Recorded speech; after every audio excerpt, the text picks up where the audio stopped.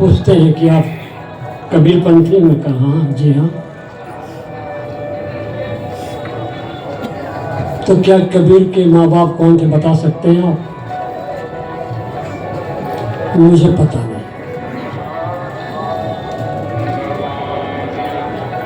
ऐसा मैंने पढ़ा है, सुना है।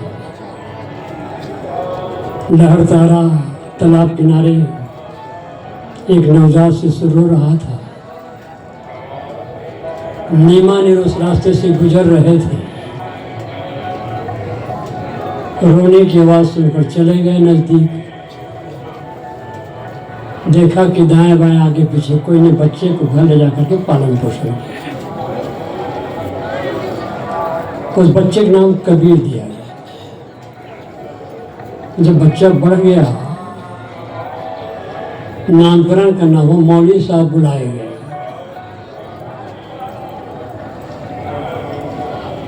जब पत्ता पलटा तो नाम आया कबीर। मेरे दोस्तों, मित्रों, साथियों, कबीर का अर्थ महान है। मौलवी साहब को कबीर नाम देना अच्छा नहीं लगा। फिर पत्ता पलटा, नाम को दूसरा आ जाए। तो जितने बार पत्ते पलटे उनका नाम आया कबीर। तो मौलवी साहब सोचना पड़ गया, लगता है इस बच्चे का नाम कबीर देना ही पड़ेगा। ये संस्कार लेकर ही आया है। और अगर कबीर का अर्थ महान है तो क्या महानता छिपी है उनकी? चाहे जिस किसी मतपंथ का व्यक्ति होगा, कबीर की याद जरूर करता है, जरूर करता है। जब तक उनका व्याख्यान चल रहा है तो कबीर की वाणी का फोटो जरूर देगा। कुछ लिखना शुरू करेगा तो कबीर की याद जरूर करेगा। ऐसे थे कबीर। उसके अनुयायी हम लोग हैं। किसी व्यक्ति के माँ बाप का पता लग जाने से, जैसे हमारा ही, हमारे माँ बाप को पता है, आप पूछो हम बता देंगे हमने क्या किया। हम तो कुछ नहीं कर पाए। लेकिन कबीर साहब ने जो गरिमा पेश किया, मैं क्या पूरी दुनिया प्रभावित है। और प्रभावित तो होने पड़ता, उनका व्यक्तित्व प्रभावित कर ले जाता है। जो नाम में, ज्ञान में, आचरण में अपने व्यक्तित्व थे, अद्भुत थे, अनोखे थे, महान थे, वे हैं गुरुवर कबीर। गुरुदेव श्री व्यास साहब जी की कविता है। मेरा एक निवेदन है आप लोगों से। निवेदन यह है कि गुरुवर श्री व्यास साहब जी की जो कविताएं हैं, जो पारक प्रकाश में प्रकाशित है, उसको सारी कविताओं को संकलित कर दें हृदय के गीत में। हर व्यक्ति को चाहिए को पुस्तक ले में पढ़े, कविता पाठ करे, विभिन्न विषयों पर सब है वो।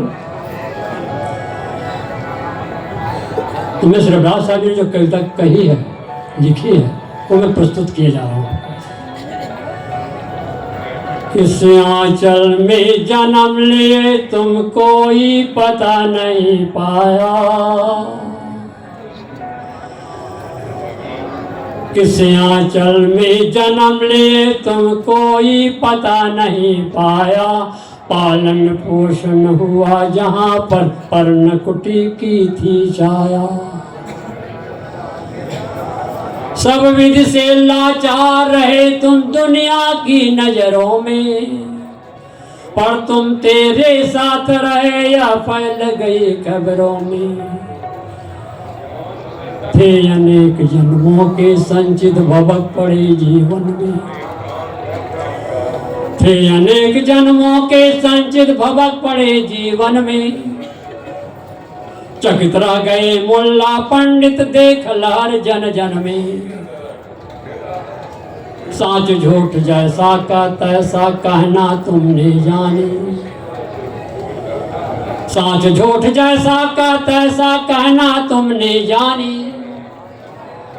धर्म क्षेत्र के तुम विज्ञानी साक्षी बीजक बानी। अनुभव कहा अमोघ मगर शास्त्रों का मंथन भारी, अनुभव कहा अमोघ मर शास्त्रों का मंथन भारी, निर्भय और निष्पक्ष गिरा तेरी दुनिया से न्यारी।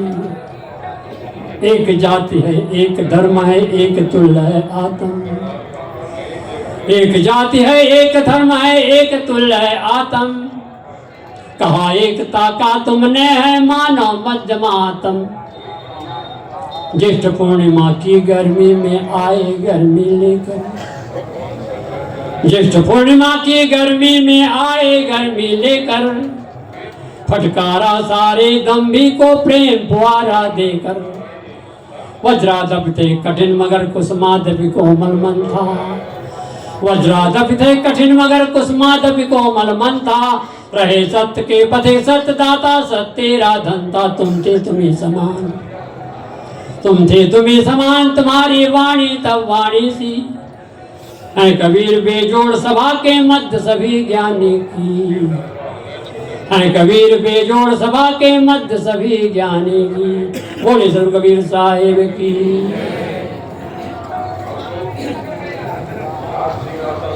कबीर साहब संत थे,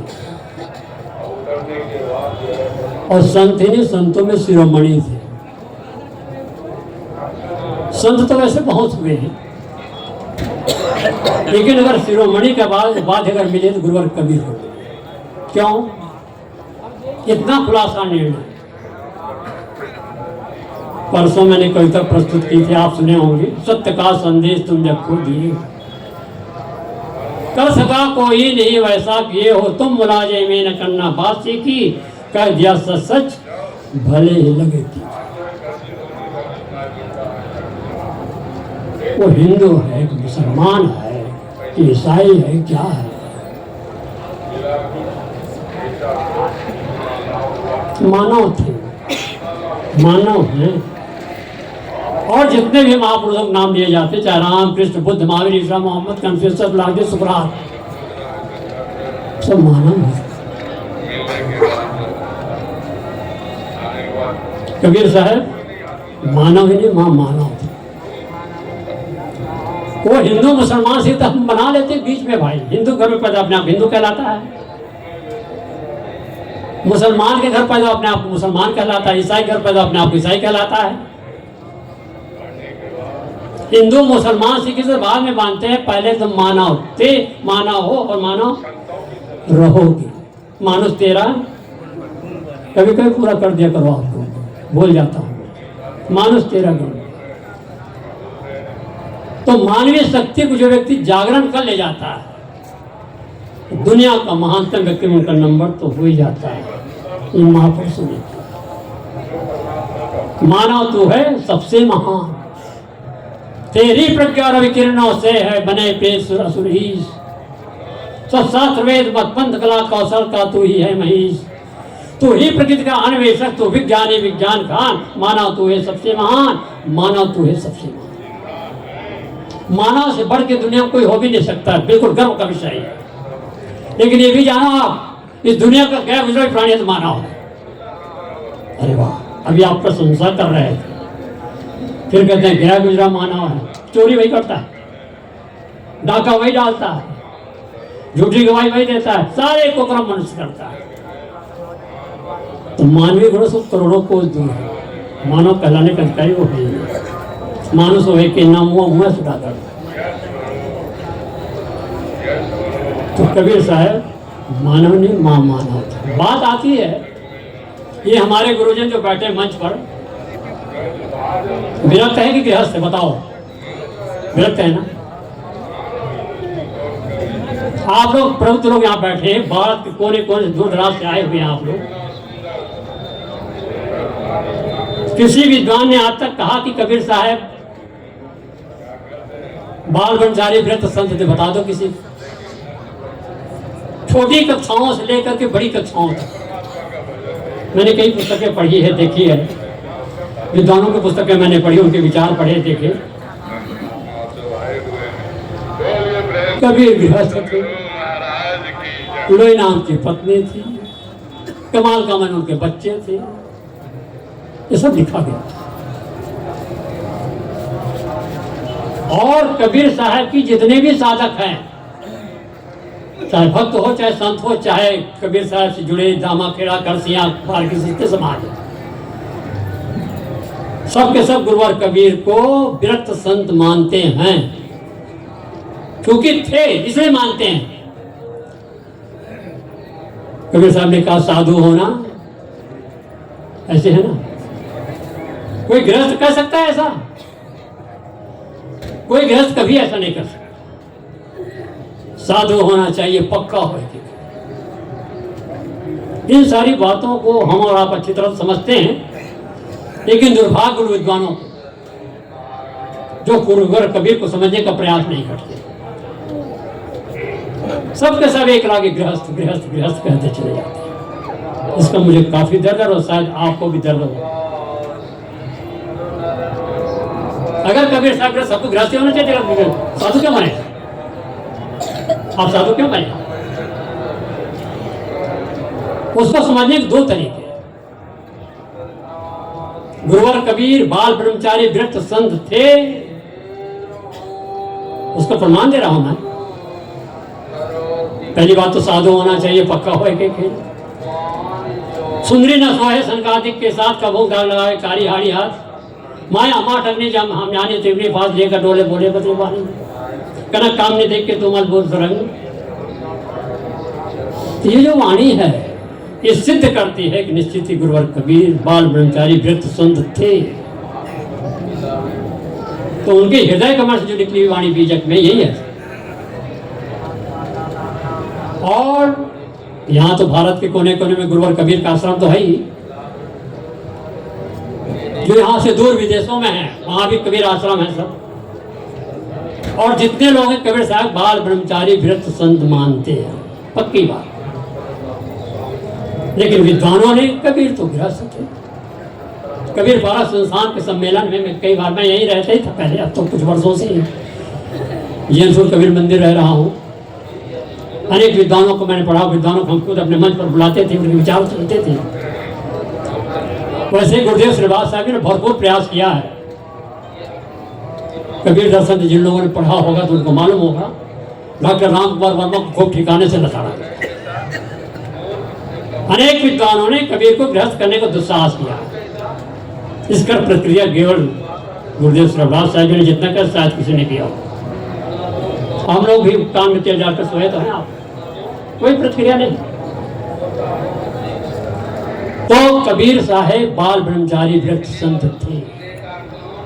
मुझे भी निश्चय है, आपको भी निश्चय है, लेकिन विद्वानों को निश्चय नहीं है। और जो नहीं समझ पाता विद्वान वही ना पढ़े। बात आती है गुरुवर कबीर के गुरु कौन थे।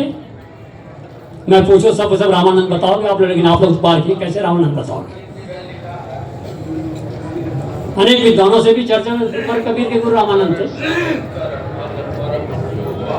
मैं नहीं मानता, और आप लोग पारक विचार वाले आप लोग भी नहीं मानते है ना? अरे हाँ तो कह दो भैया, बड़ा जरूर दी की विचारिए आप। कबीर साहब के गुरु रामानंद थे, तो मैं बीजक से प्रमाण पेश कर रहा हूं। गुरुवर कबीर के गुरु अगर स्वामी रामानंद जी थे, तो रामानंद स्वामी की वंदना कहां पर की बीजक में आप बता दीजिए। बीजक की किसी पंक्ति में आप बता दिए कि स्वामी रामानंद की बिना वंदना किए हो कबीर साहब। जहां तक मुझे तो पढ़ा, मुझे नहीं पता चला। पूरे बीजक में केवल एक जगह, पूरे बीजक में केवल एक जगह आया है, रामानंद रामरस माते। माते खंडन पर है भाई। राम रास में तो कबीर साहब भी माते थे। राम नाम भज चेत देख मन माही हो, राम बिना नर होइयो कैसा, कहे कबीर एक राम भजे बांधे जमपुर जासी। भारतीय संस्कृति का बहुत ही प्यारा शब्द है राम, और गुरुवर कबीर ने राम माना। और गुरुवर कबीर ने तो वो राम माना है कि दुनिया कोई व्यक्ति नकार नहीं सकती। इस बात को मैं दावे के साथ कहता हूं। एक है काल सकल संसारा, एक नाम है जगत प्यारा। आ गई पंक्ति, इस पर थोड़ा सा कह दे रहा हूं। एक है काल सकल संसारा, एक नाम है जगत प्यारा। अरे जगत प्यारा तो कोई नाम नहीं होता भाई ना, लेकिन कबीर साहब बीजक में कह रहे हैं पूरे जगत के लोगों के लिए प्यारा हो। ऐसा कोई नाम बताओ, राम का, कृष्ण का, बुद्ध का, महावीर का, ईसा का, मोहम्मद का। बुद्ध के न्यायों को बौद्धिस्ट कहा जाता है, ईसा के न्यायों को ईसाई कहा जाता है, महावीर स्वामी 24वें तीर्थंकर है, महावीर स्वामी को न्याय को जैनी कहा जाता है। रामानंदियों को रामानंदी कहते जो राम को उपासक, उसी अयोध्या से मैं भी आया हूँ आपके बीच। अयोध्या भी तो प्रसिद्ध हो गया ना इस समय, हमारे प्राइम मिनिस्टर और जोगी की कृपा से विश्व प्रसिद्ध हो गया राम के दर्शन करने से। हृदय निवासी राम, तो जो सबके घट में जो बैठा राम है वो तो एक ही है ना। विचार कीजिए किस बात को। यहाँ जितने लोग बैठे हैं सबके घट में जो बैठा राम है वो तो एक है ना। एक काल सकल संसार, एक नाम है जगत प्यारा। संसार के सारे लोगों को जो प्यारा है वो आपकी आत्मा है। आत्मा वाले दृष्टि में शुद्ध मंत्र नहीं जाता। आत्मा को छोड़ के कभी आप जा ही नहीं सकते। आप आए हैं पता नहीं भारत के कोने कोने कितने कितने, राजस्थान, गुजरात, हरियाणा, पंजाब, काठमांडू, नेपाल, पता नहीं कहाँ से आए हैं। क्या अपनी आत्मा को अपने घर में छोड़ के आए आप लोग जी? छोड़ना चाहो छूट जाएगा? नहीं छूट सकते। पति पत्नी संबंध बीच में होता है, नन्हे मुन्ने प्यारे बच्चों का संबंध बीच में होता है, खेती बाड़ी, रुपये, पैसे, धंधा संबंध बीच में होता है। बीच में तो बीच में छूट जाता है। लेकिन आपका संबंध आपसे बीच का नहीं है मेरे दोस्तों, याद रखिए। बीच का नहीं, अच्छी तरह नोट कर लीजिए आप। तुम्हारा वही तो तुमसे ना छूटे, कभी भी कहीं भी तुमको ना छोड़े। तुम्हारा परमात्मा राम, तुम्हारा मालिक तुम्हें एक सेकंड भी अलग नहीं होगा। आजा राया खंड रूप, गाओ सब संत महात्मा। आजा राया खंड रूपी पारमा, गाओ सब। आजा राया खंड रूपी पारमा, सूर्य से उजासिले खोयाती, हाय ब्रह्म जगत ब्रह्म मीठी झाई संधि, संसा सब चोर कार्य धोर से, वेद हूँ प्रमाण और वाणी न के मत, और हूँ सिद्धांत सो तो सर्वलो, हाय सर्वहूँ को जाने सो तो सर्वहूँ, सर्वहूँ को जाने सो तो सर्वहूँ सो न्यारो, सोई गुरु रूप निज, हाय सोई गुरु रूप निज, सोई गुरु रूप निज। पारक पारक, जब पारक की बात आती है तो मैं दक्षिण भारत पहुंच जाता हूँ। ये भी थोड़ा कैद में याद आ गया। अब तो साहब का विषय में साहब बातें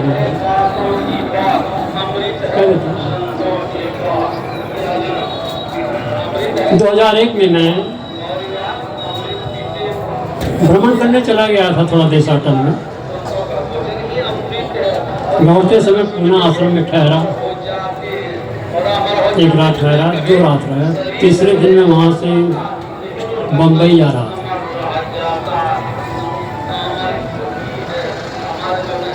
अब बस वहाँ से गठरी मोटी लेकर के पहुँच रहा हूँ।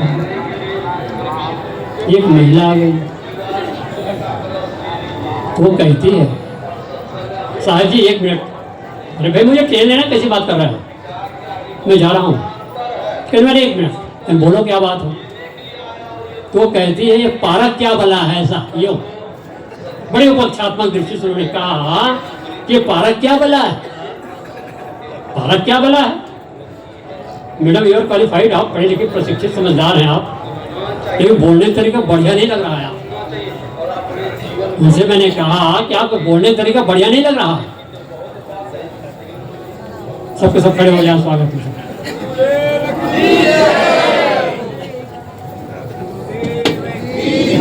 बोले सदगुरुदेव की।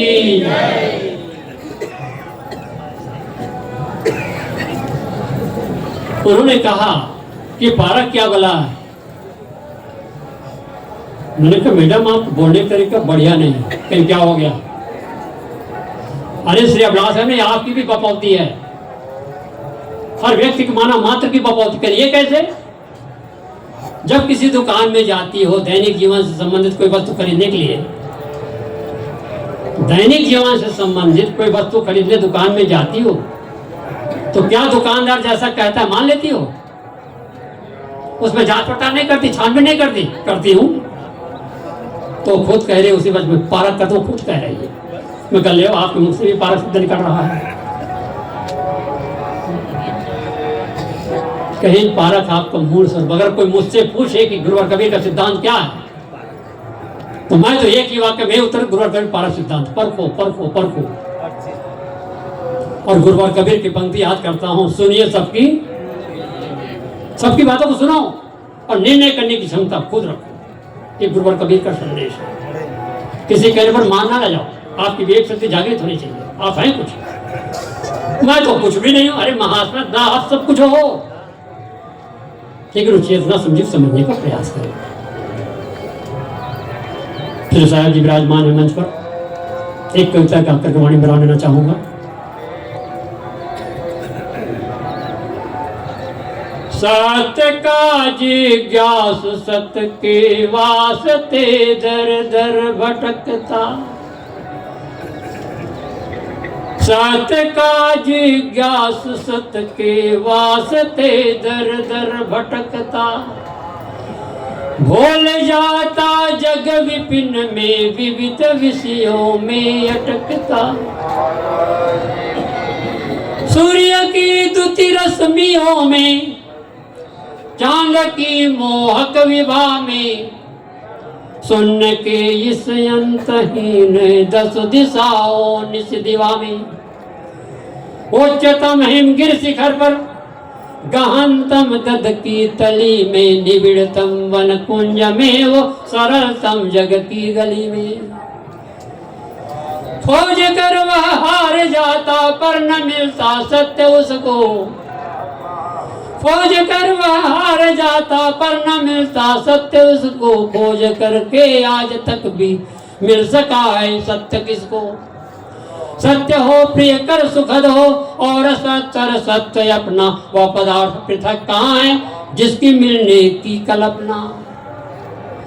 वह तुम ही हो नित्य चेतन ज्ञान का अविचल खजाना, नित्य सत्य स्वरूप का स्मरण ही है मात्र पाना, नित्य सत्य स्वरूप में अड़चन तुम्हें विश्राम होगा, आप तक काम या काम हो संसार से आराम होगा, आप तक काम या काम हो संसार से आराम होगा। बोलिए सदगुरुदेव की। बड़ी शालीनता और शिष्टता का परिचय देते हुए शांत वातावरण बना करके आपने मेरी बातों को ध्यान से सुना है, लेकिन बहुत बहुत प्रशंसा के पात्र है। मैं आप सबका आभार मानता हूँ। मेरे साथ अपनी वाणी को विराम देता हूँ। बोलिए सदगुरुदेव की। हेलो, अभी